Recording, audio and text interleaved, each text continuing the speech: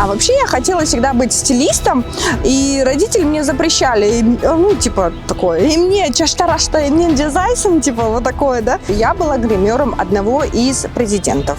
Очень многие наши, да, приезжают без английского и на том закрывают свою карьеру. Я мыла посуду 2 месяца, у меня руки были вот такие опухшие. Я даже не смотрела на свои руки, потому что для меня важно было выучить английский. То есть вот так вот.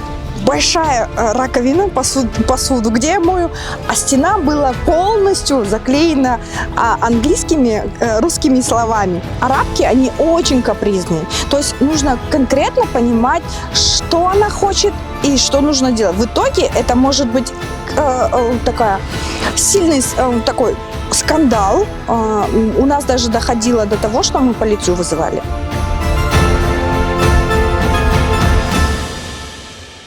Арбаңыздар, урматтуу мекендештер, кайрадан сиздер менен мекендештер долбоору жана мен Доронбек Адаханов. Биз азыркы учурда Катар өлкөсүнүн борбору болгон Дохо шаарындабыз. Бүгүнкү биздин чыгарылыштын коногу биздин мекендешибиз Кадырбаева Гульфина болмокчу. Добрый день, дорогие наши телезрители! Сегодня снова же наш проект «Соотечественники».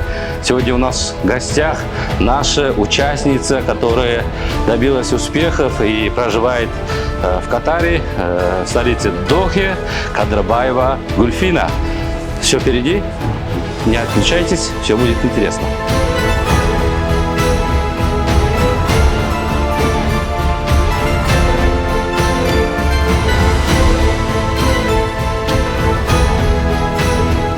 Здравствуйте, Гульфина. Здравствуйте. Как у вас дела? Хорошо. Специально из Кыргызстана приехал проект Мекендештер, чтобы снять серию передачи в Катаре, Дохе.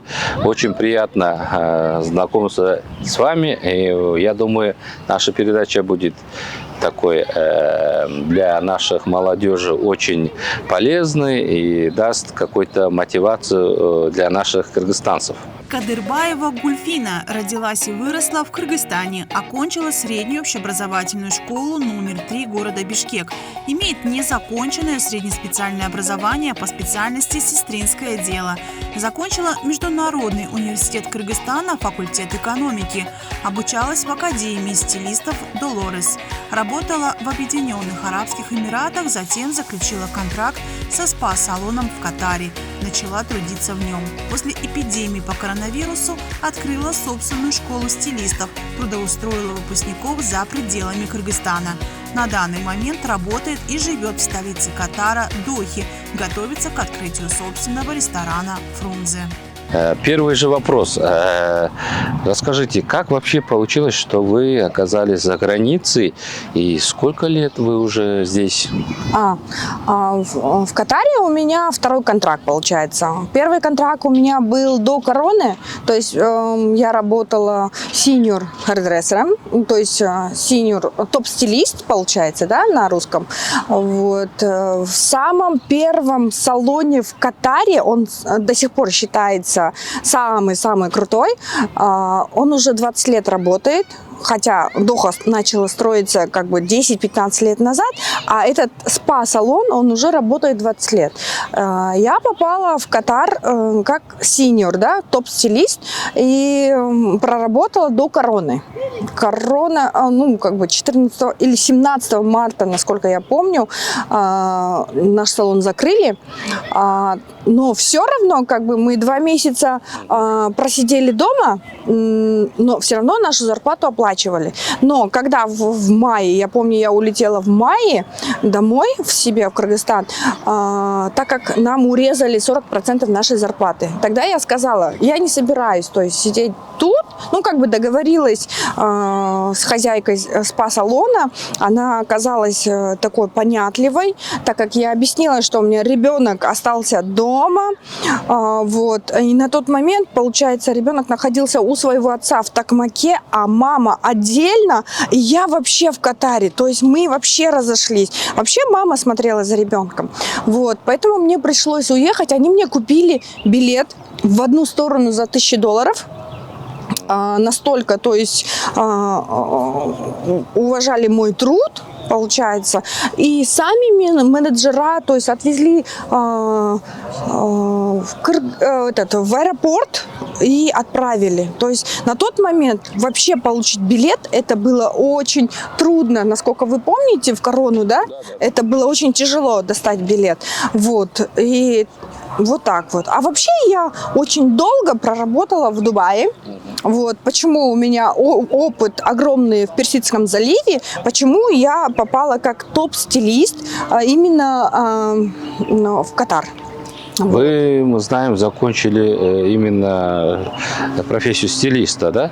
Вообще расскажите изначально, где родились, как, и получилось, как вы поехали в Дубай? Я родилась во Фрунзе, в Микрашах, получается, ходила в 3-ю школу, ну, то есть закончила 3-ю школу, потом закончила, получается, финансовую грамотность, вот, в МУКе, вот, и так как меня отец так просил, ну, вообще я отучилась еще год на медика, так как у меня отец медик, то есть лор-врач, вот, поэтому он меня заставил учиться год, 1,5 года я потеряла на медика, а потом, получается, назло ему пошла финансовую грамотность, ну, напротив. Вот. А вообще я хотела всегда быть стилистом, и родители мне запрещали, ну, типа, такое, и мне чаштарашта, и мне дизайн, типа, вот такое, да, и ты никогда много не заработаешь.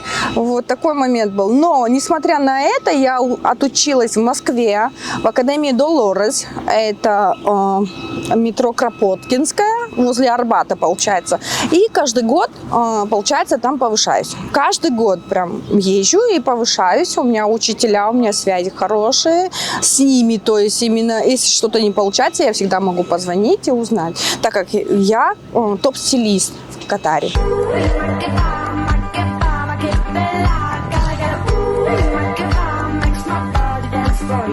Потом вы попали в Дубай, да? Да. Вас пригласили или как это было? Ну, это был... Сколько лет назад? Я 20 лет прожила в Дубае. Вот. Первый контракт у меня был как официант. То есть я проработала как официантка. Без языка, без ничего. В общем, мне помогли, я уехала, получается. Но так как я не знала язык, в какой-то момент поняли, что я не знаю язык. То есть меня запустили в зал, да, получается, а я не знаю языка. А тут был такой момент, и я подхожу к клиенту, я говорю... Выбирай, говорю. Вот такой момент. Он как бы пальцем, а он не может понять, что я не знаю английский. Я ему говорю, вот так обращаюсь, hi, sir, все такое, говорю, which one? То есть ничего не говоря, говорю, ты мне пальцем ткни, а он мне пальцем тыкает, короче, и я этим бегу на кухню. То есть первый мой опыт в Дубае. Пальцем тыкаю в это меню и забегаю на кухню, показываю. И это мой первый день был. Потом это, походу, заметил менеджер. Да, видимо, коллектив это само. Ну, настолько, то есть я начала шустрить, да, получается. Ну, без этого никак. Вот. Потом меня на 2 месяца, в общем, заставили мыть посуду. То есть я мыла посуду 2 месяца, у меня руки были вот такие опухшие. На тот момент еще Дубай был не настолько развит. Это, получается, 20 лет назад, да. Вот, руки были опухшие, потому что я целый день мыла посуду. Но мне было, если честно, как бы я даже не смотрела на свои руки, потому что для меня важно было выучить английский. То есть вот так вот большая раковина, посуду, где я мою, а стена была полностью заклеена английскими, русскими словами. То есть я вот так вот, а вечером я после работы у нас был такой маленький бутик, где индусы продавали фильмы, такие, подделку, как бы... субтитры были на английском, как бы сказать, качество было ужасное, да. Но я приходила домой и могла смотреть до 3-4 ночи фильмы То есть произношение я повторяла и субтитры читала. Первое время у меня не получалось, то есть вообще не успевала за субтитрами. А сейчас у меня, то есть любой фильм буду смотреть, и я субтитры могу быстро прочитать, чем русский, кстати. Вот. Так и я научилась за 2 месяца, настолько, ну, как бы есть характер, как бы говорится, за 2 месяца я уже вышла официанткой в зал. Да. Вот так. Такой вопрос. Чтобы быть стилистом, понятно, что в Кыргызстане это надо обучаться, проходить какие-то курсы. А вот в Дубае и Катаре какие-то сертификаты нужны или как?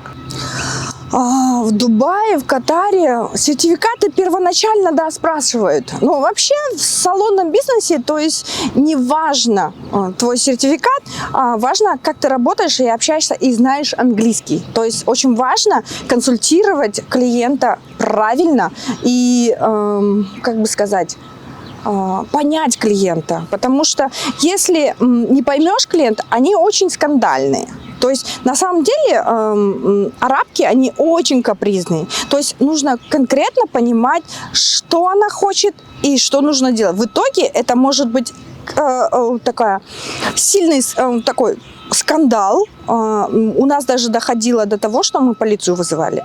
То есть, да, бывал такой момент, потому что клиентка захотела из черного выйти на блонд. Да, получалось, то есть 10 часов, 11 часов работаешь, этот блонд делаешь, а в итоге она может сказать, да, например, а мне это, оказывается, не идет. То есть я не буду за это платить, хотя ты сделала свою работу. То есть в такие моменты, получается, мы вызываем полицию, и там заставляют их платить, потому что, по сути, то есть работа была выполнена по запросу.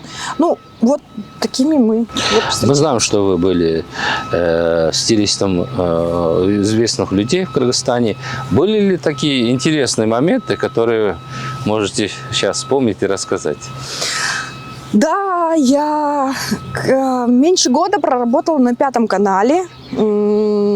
Да, я работала гримером у очень многих журналистов, очень многих знаменитых людей, которых, ну, я не имею права назвать, но могу сказать, что я была гримером одного из президентов.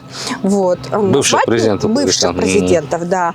Вот. Я очень люблю и благодарю этого человека, до сих пор он мой кумир, честно. И как мужчину, да, он прям очень такой, как, ну, как президент, он не должен был ко мне, да, так относиться, но настолько вежливый человек, он вот такой вот карандашим, гельдингби, типа, а что, начнем? То есть перед съемкой он всегда вот относился ко мне как карандашим, вот так вот. И на 5 канале, то есть подарок только мне на 8 марта привозили, вот. И я до сих пор храню этот подарок, и мне этот подарок очень важен, если честно. Вот так вот.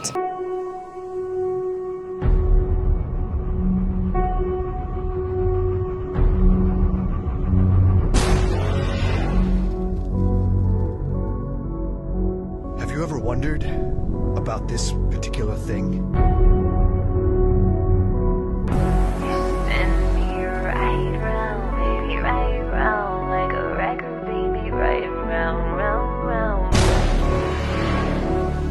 Мы знаем, что вы сейчас не только как стилист, а и еще открыли, как вы сказали, свой второй бизнес. Это бизнес в сфере ресторанов. Мы сейчас работаем на доставке, то есть это второй бизнес получается.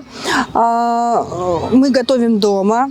У нас повар профессиональный, которая проработала на Иссык-Куле, в Бишкеке, в городе, да, в знаменитых ресторанах.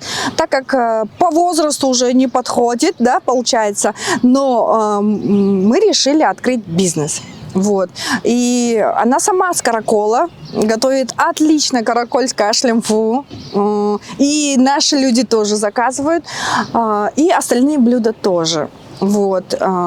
Сейчас мы лицензию получили под названием Фрунзе ресторан, но у нас помещение под ремонтом. То есть ремонт идет, но параллельно мы не забываем о своих клиентах, о своих родных кыргызстанцев, то есть мы можем доставить еду. Вы сейчас занимаетесь доставкой, да? Да, мы сейчас занимаемся доставкой, вот, и скоро я уже, наверное, поеду в офис Талабат или Снуни, да, и устрою именно доставку за 10 реалов. Ну, как бы эта компания, получается, нам нужно составить контракт. А на данный момент мы работаем на Uber. То есть это такси, мы также отправляем. То есть кто сильно хочет, да, вот именно заказывает. И все очень сильно довольны нашей едой, так как наш шеф-повар, она дунганка с Каракола, получается.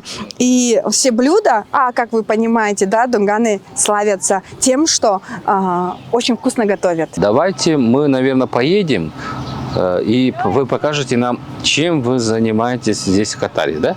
Хорошо. Мы тогда туда поедем. Хорошо. Туда.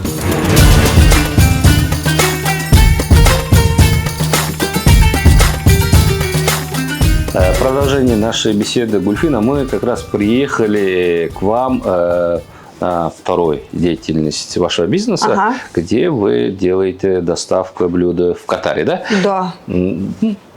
Пойдемте покажу. Посмотрим, да? Пойдемте покажу. Да. Первым делом хочу сказать, что мы все обрабатываем. Все, даже полы у нас, видите, все чистим, все обрабатываем. Вот.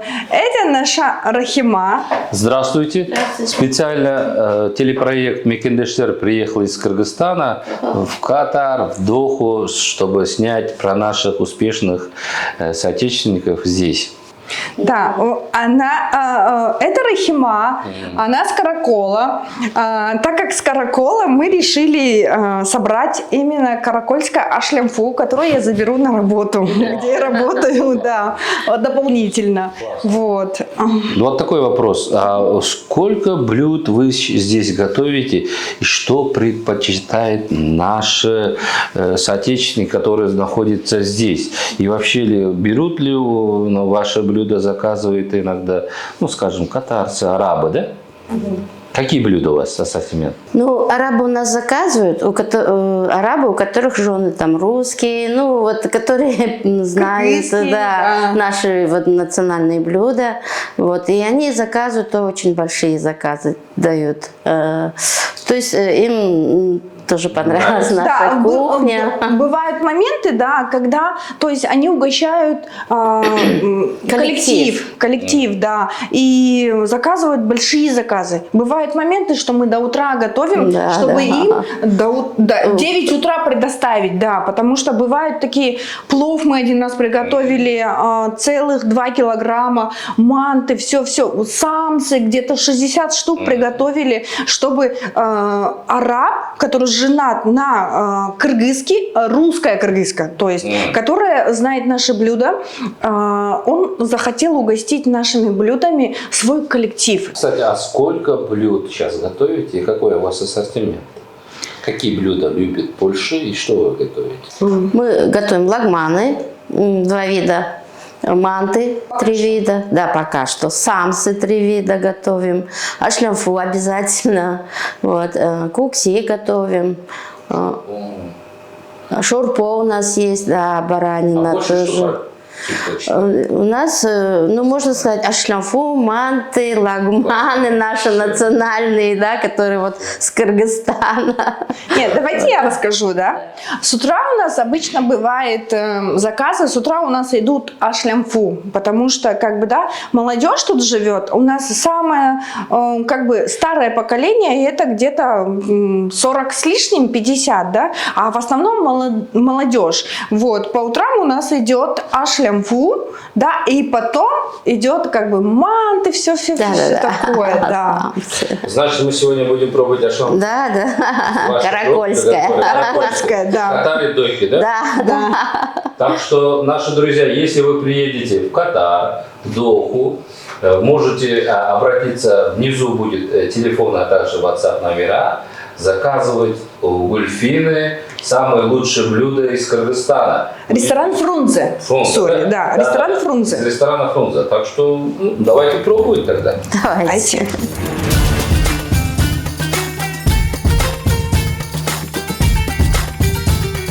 Мы вот обычно сюда наливаем на заказ, когда у нас вот бутылочки такие, уксус, как соус, да? Ну, так как сейчас у нас был заказ, мы сюда сольем сразу. Так как мы будем пробовать. Проба у нас сегодня каракольского шлямфу.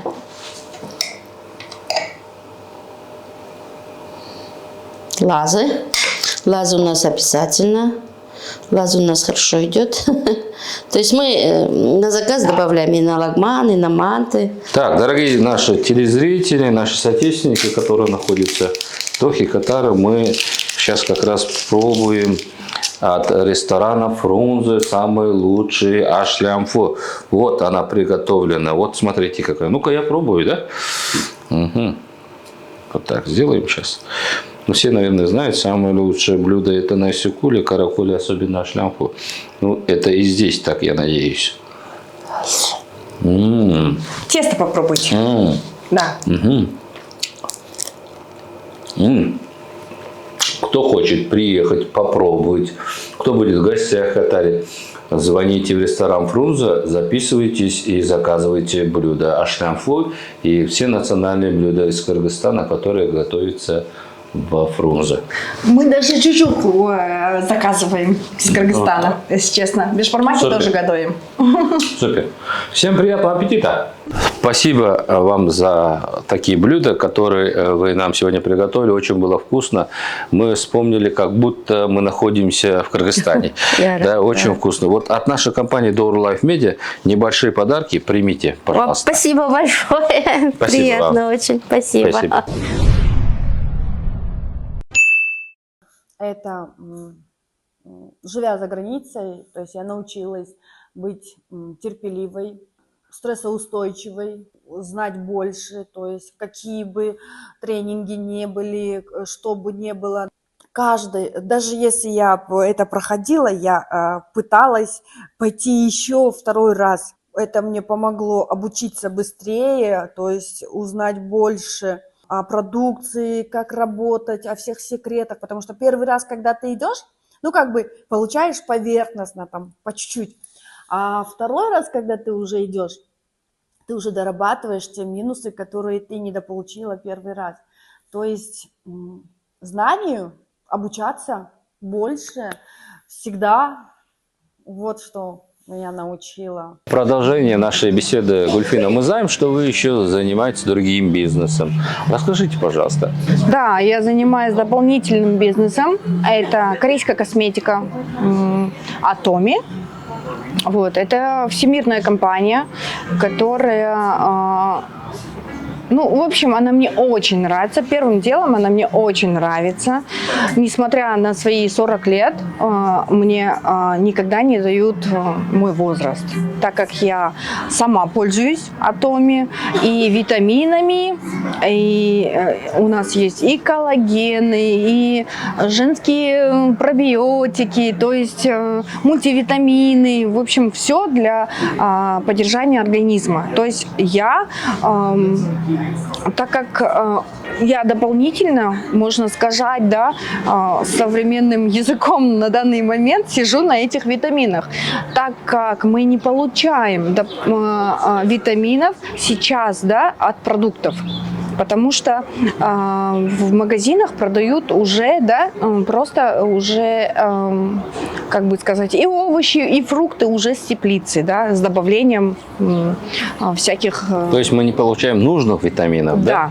Поэтому на данный момент в нашей жизни, в 21 веке, нам нужно принимать витамины. Я и мой ребенок, мы постоянно пробиотики, витамин С и мультивитамины мы постоянно. Ребенку я всегда даю омегу-3 от Atomy. У нас полностью Atomy. То есть маски, всякие уходовые, подтягивающие крема. Есть разные. То есть для проблемной кожи. То есть это все, этим всем я занимаюсь. В Кыргызстане у нас образовательный образовательный центр. Вот, и планирую с открытием ресторана, то есть там же могу предоставлять корейскую косметику для наших девочек, кто заинтересуется в такой момент. Да. И так как я сама пользуюсь и знаю качество, вот, у нас будут еще проходить мастер-классы, которые я сейчас провожу дома. Я приглашаю девушек наших, кыргызок. Вот. И бывают тоже филиппинки, арабки, то есть коллектив. То есть мы проводим мастер-классы дома, либо на работе, я своему коллективу показываю. На данный момент мои менеджера уже знают про Атоми, потому что я дарила и маски, и все они попробовали.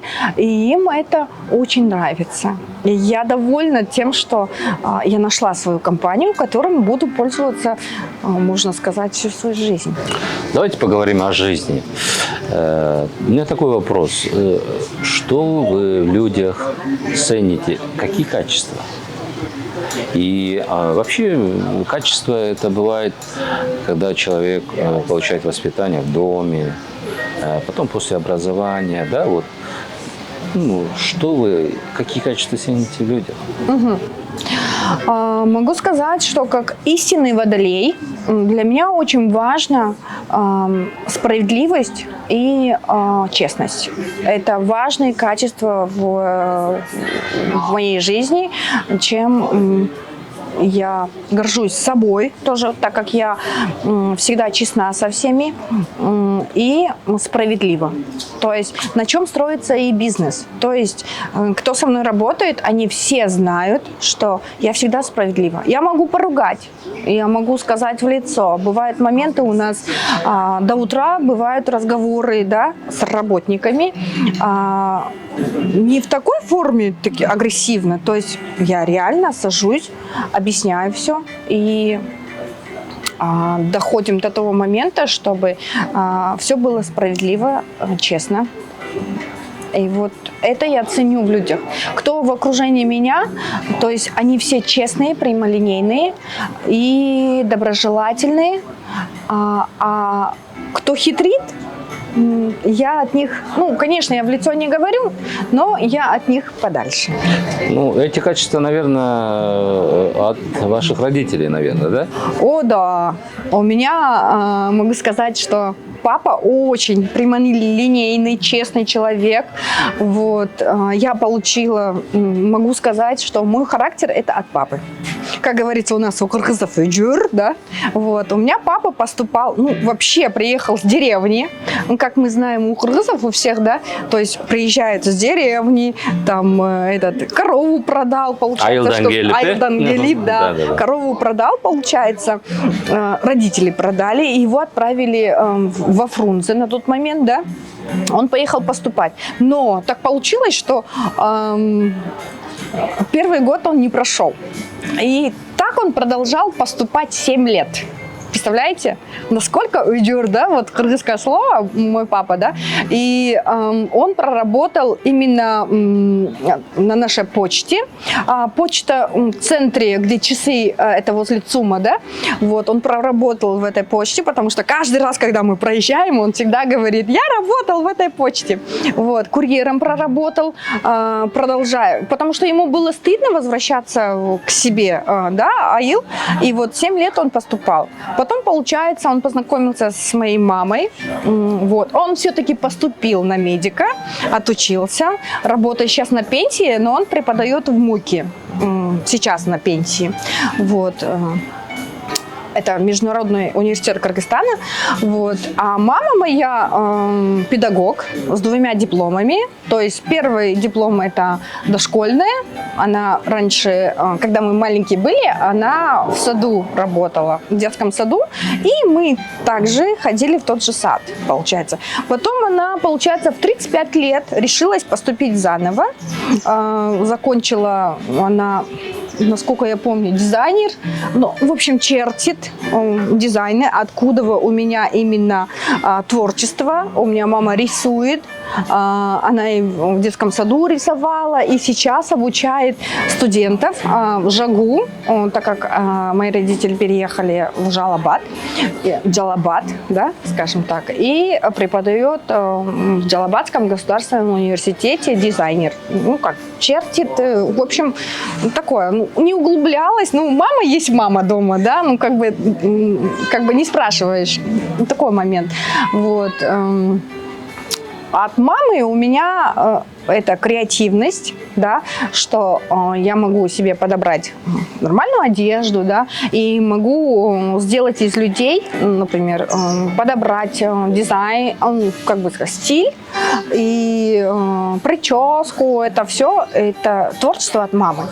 А от папы такой сильный характер, который я горжусь. Раньше обижалась, да, у меня родители советские, очень такие жесткие были. Я помню, с детства они меня очень сильно запрещали. В 9, если опоздаешь, они меня ругали. Бывало такое, мама по башке давала. Вот. Но я сейчас понимаю, да, чего я достигла в своей жизни и достигаю, да, это от родителей. То есть я раньше по молодости обижалась, вот, вы родители не такие, как говорится, вы меня ругали, вот этот момент был. Но поняв этот момент, пришел ко мне, когда я сама родила, замуж вышла, родила, то есть вот этот момент пришел, как тяжело воспитывать детей. Вот. И тогда я уже поняла, оценила, да, труд родителей. И сейчас у нас очень хорошие отношения. И я очень люблю своих родителей.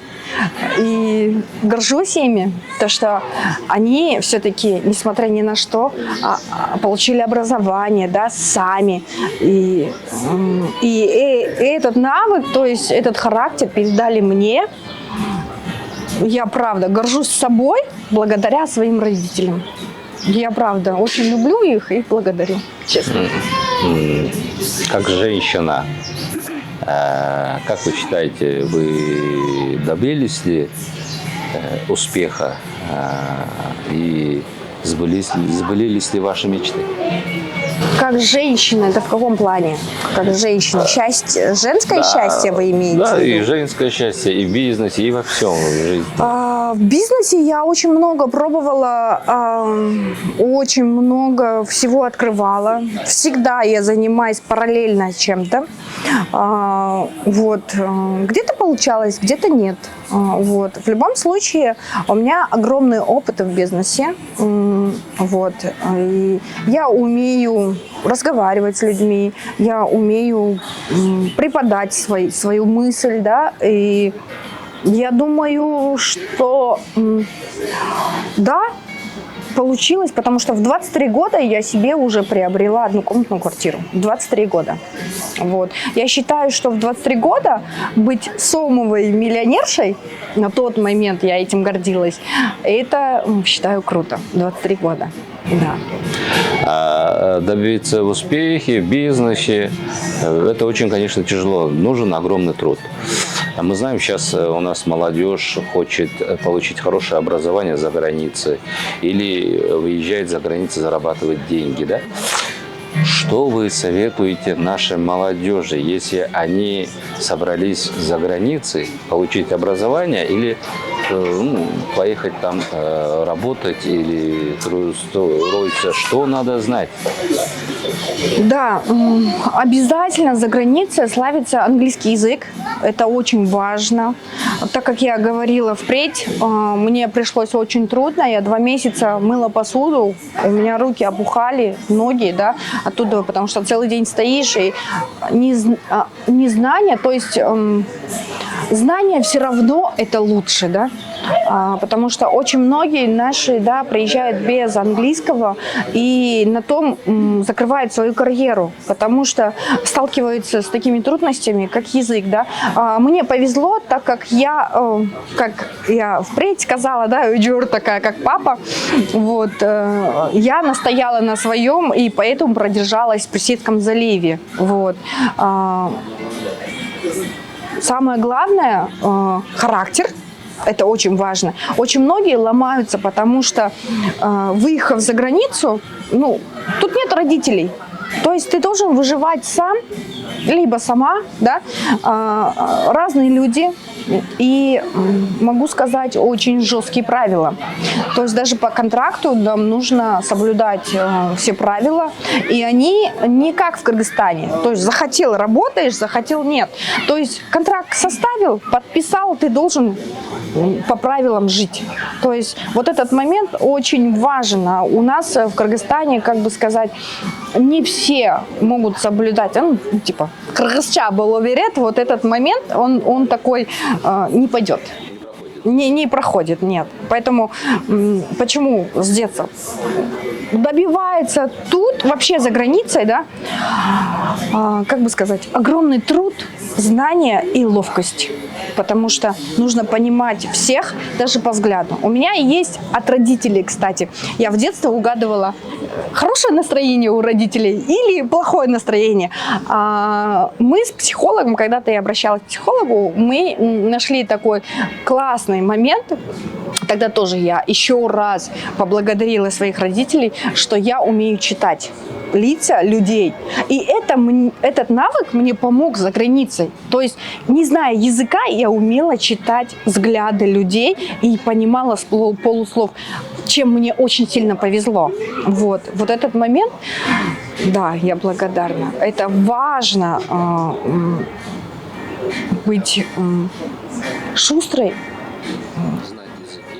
Знать, очень важно знать языки, очень важно, потому что вы столкнетесь с такими трудностями за границей.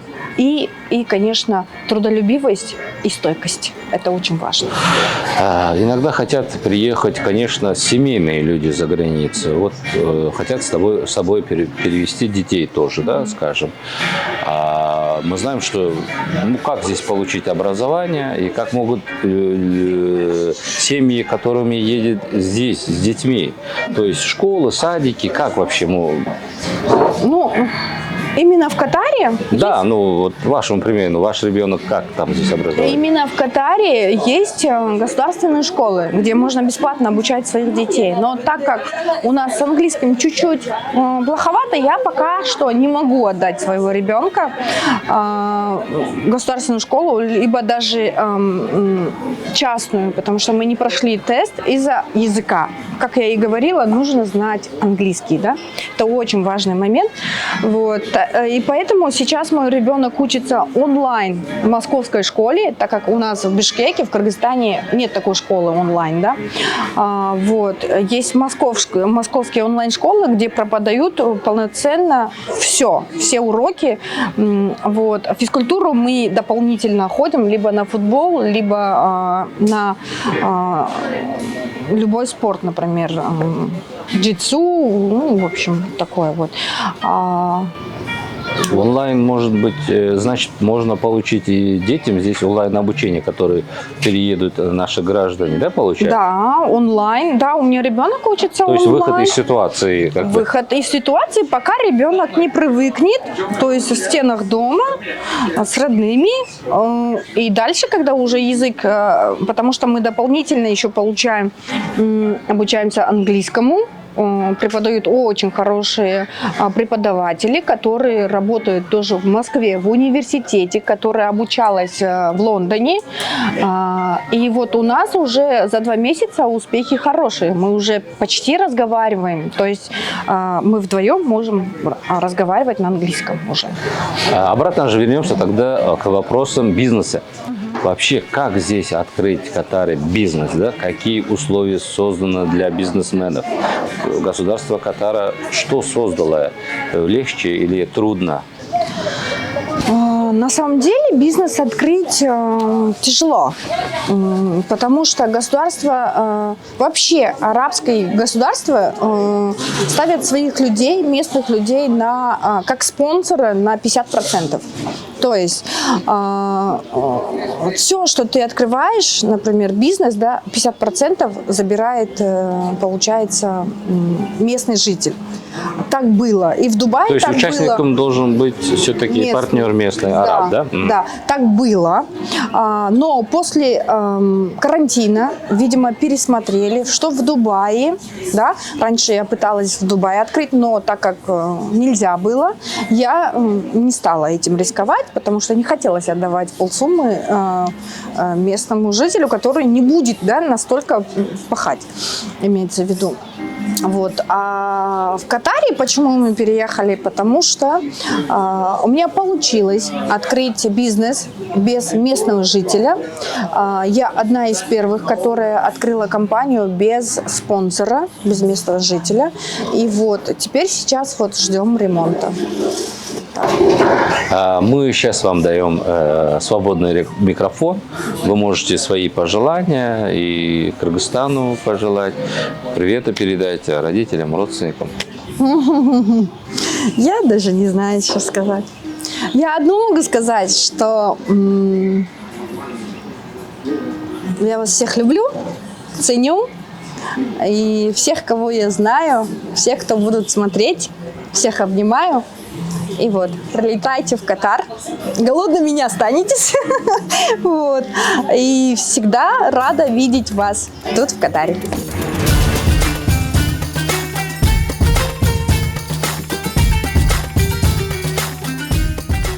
Уважаемая Гульфина, спасибо вам за сегодняшнюю беседу.